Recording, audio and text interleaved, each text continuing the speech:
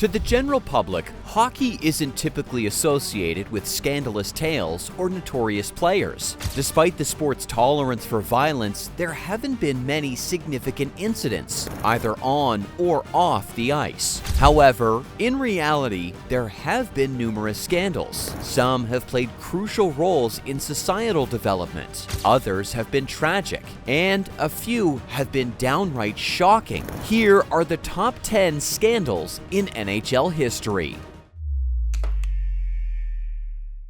Number 10. Sean Avery's sloppy seconds. Known for his on-ice antics and controversial remarks, he earns a spot on this list for a particularly infamous incident. While playing for the Dallas Stars, Avery took a verbal shot at Calgary's Dion Phaneuf, who was dating Avery's ex-girlfriend, Alicia Cuthbert. This remark, known as the sloppy seconds comment, drew significant backlash. I'm really happy to be back in Calgary. I love Canada.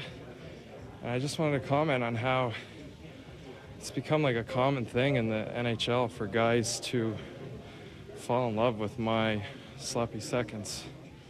Gary Bettman, whose patience with Avery had worn thin, suspended him for 6 games, and the Dallas Stars subsequently released him. Avery's own teammates did not defend his comments. Eventually, the New York Rangers picked him up, and he managed to mostly stay out of major trouble after this. Number 9. Rick Tocchet's gambling ring. Former Stanley Cup champion Rick Tocchet, who was an assistant coach for the Phoenix Coyotes, was discovered to be running an illegal gambling ring in New Jersey. This revelation led to widespread speculation about the involvement of Coyotes head coach and NHL legend Wayne Gretzky. Although Gretzky denied any involvement, it was revealed that his wife, Janet, had allegedly placed bets. Investigations were conducted to determine if Gretzky had placed bets through his wife, but no evidence was found. Tocchet received 2 years of probation and shut down the gambling ring. He returned to coaching in the 2008-09 season as the head coach of the Tampa Bay Lightning and currently still coaches in the NHL. Number 8. Bruins versus Rangers fan brawl. Long before Ron Artest's notorious incident at the Palace at Auburn Hills, the Boston Bruins set a precedent in 1979. During a game at Madison Square Garden between the Bruins and the New York Rangers, a massive brawl broke out, not just on the ice, but in the stands as well. Bruins players entered the crowd and began fighting with fans, throwing punches, and even using shoes as weapons. And you got to worry about a spectator. Well, the Bruins are at a decided disadvantage, Fred, with those skates, and somebody could get seriously hurt. Oh, this does the game no good at all. Notably, current NBC analyst Mike Milbury was among the Bruins players involved in this chaotic scene. Number 7. Maurice Richard and the riots in Montreal. In 1955, a major riot erupted in Montreal, not due to a championship win, but because of a controversial suspension. Canadian star Rocket Richard was suspended for the entire season after an altercation with a linesman. Many fans believed that the unusually severe suspension was due to Richard's French-Canadian ethnicity. Tensions boiled over when NHL president Clarence Campbell attended the next Canadiens game at the Montreal Forum. Fans expressed their outrage, leading to a riot inside the Forum that spilled onto the streets, resulting in significant damage and injuries. Number 6. Billy Tibbets, a largely forgotten enforcer from the early 2000s. He had a brief stint in the NHL. He was promoted to the Pittsburgh Penguins in 2001 after scoring 38 points in 38 games for their AHL team. His time with the Penguins was mostly uneventful, aside from being suspended for sucker punching an opponent. The remarkable part of Tibbets' story is that he made it to the NHL at all. In 1994, Tibbets was charged charges and convicted of raping a 15-year-old girl. In 1994, Tibbetts pled guilty to raping a 15-year-old girl at a party.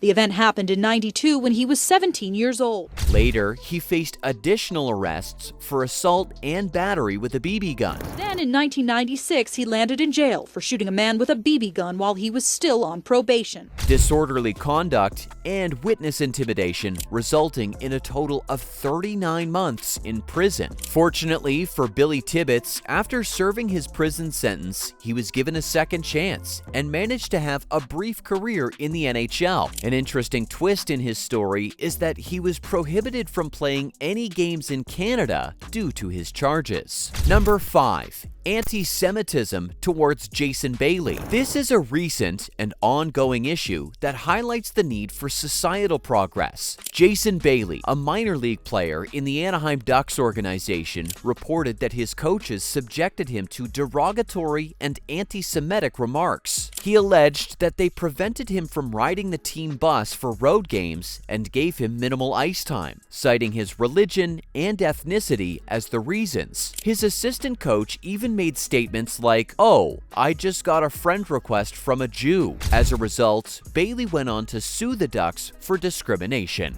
Number 4. Marty McSorley. Marty McSorley, once one of hockey's most feared enforcers, will be forever remembered for a notorious incident in the final moments of his playing career. With just seconds left in a game against the Vancouver Canucks, McSorley struck Donald Brashear in the head with his stick, knocking him unconscious. This violent act led to McSorley's suspension and subsequent arrest. While Brashear was able to continue his career, McSorley was found guilty and placed on probation.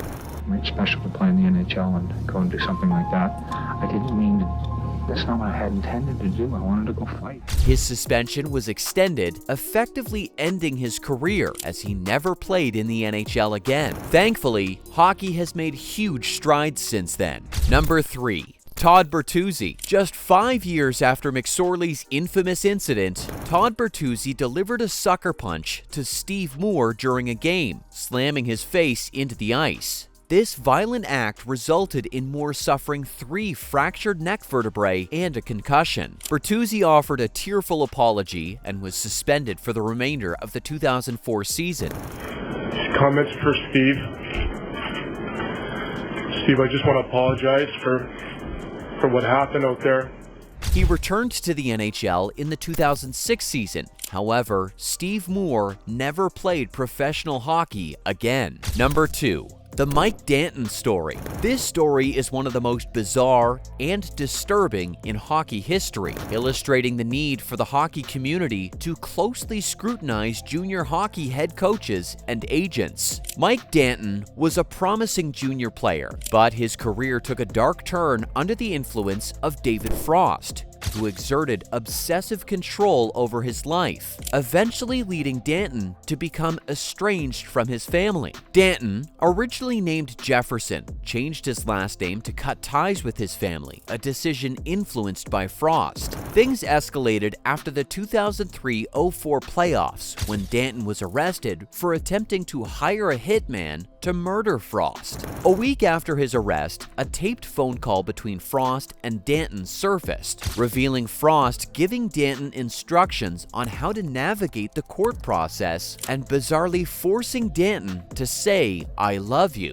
Frost had taken complete control over Danton's career, and it's bizarre and strange because of Frost's history. He was charged with 12 counts of sexual exploitation with 3 girls and 4 boys between the ages of 14 and 16. Danton later denied that he was trying to kill Frost. He instead says he was trying to kill his father, Steve Jefferson, because he was abused when he was growing up. And finally, number 1, the Sheldon Kennedy story. This is a tragic story of a junior hockey coach who sexually abused, caused significant trauma, a shortened career, and numerous life challenges for one of his players. Challenges that wouldn't have occurred with the typical coach. Graham James was the coach. and Sheldon Kennedy was the player. James abused Kennedy multiple times during his junior hockey years, and Kennedy remained silent out of fear. James maintained control over Kennedy throughout his time in the juniors. James was eventually imprisoned for 350 accounts of sexual assault against Kennedy and another unnamed player. Theo Fleury,